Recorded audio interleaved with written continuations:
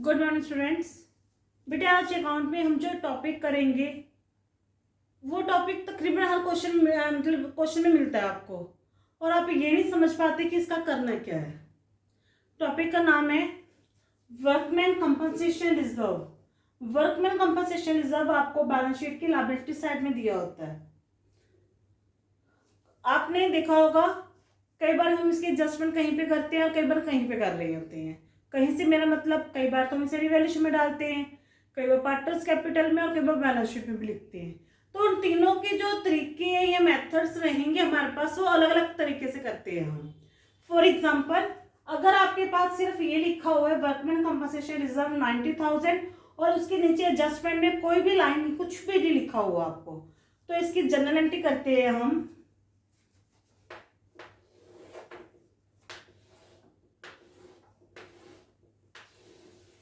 तो इसकी general entry बनेगी हमारे पास workman compensation reserve account debit to. मैंने क्वेश्चन में एबीसी 3 पार्टनर्स लिए और तीनों की रेशियो यहां पे लिखी हुई है आपके पास। A's capital, B's capital account और सीज कैपिटल अकाउंट। बेटे इसे हम ओल्ड रेशियो से करते हैं। रिजर्व में कितने पैसे हैं 90,000 और 90,000 को इस रेशियो से करेंगे हम।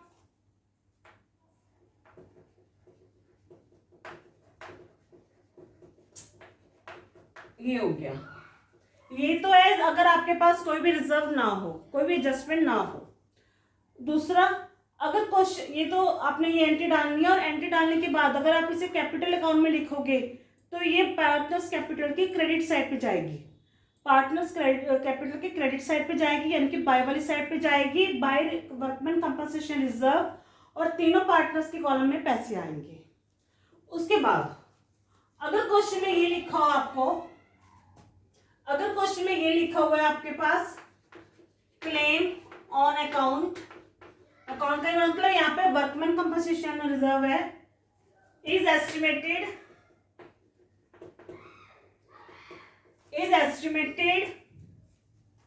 कोई भी अमाउंट ले लेते हैं हम, यहाँ पे लेते हैं 81,000 की, 81,000 की, यानी कि जो अकाउंट कंपनसेशन रिजर्व के ऊपर लायबिलिटी है वो 81,000 की 81,000 की है।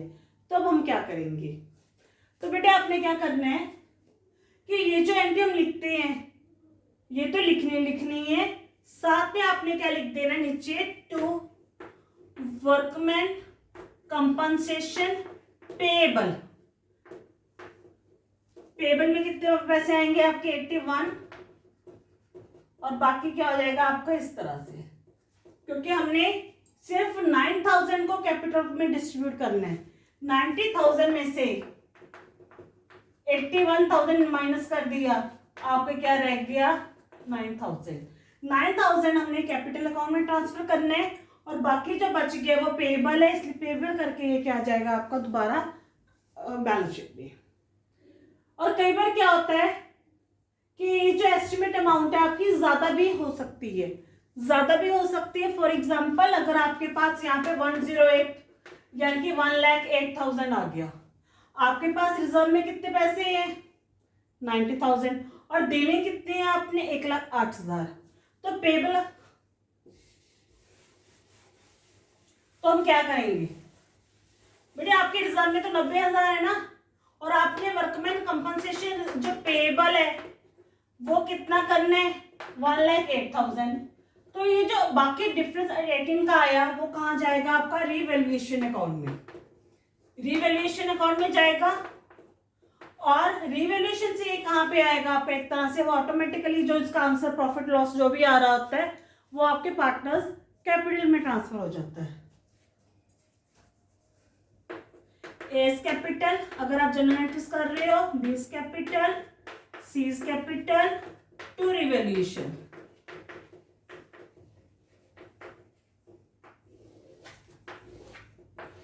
$18,000 है आपके पास, 18,000 को आपने क्या करना है इस रेशियो से करना है 432 में से,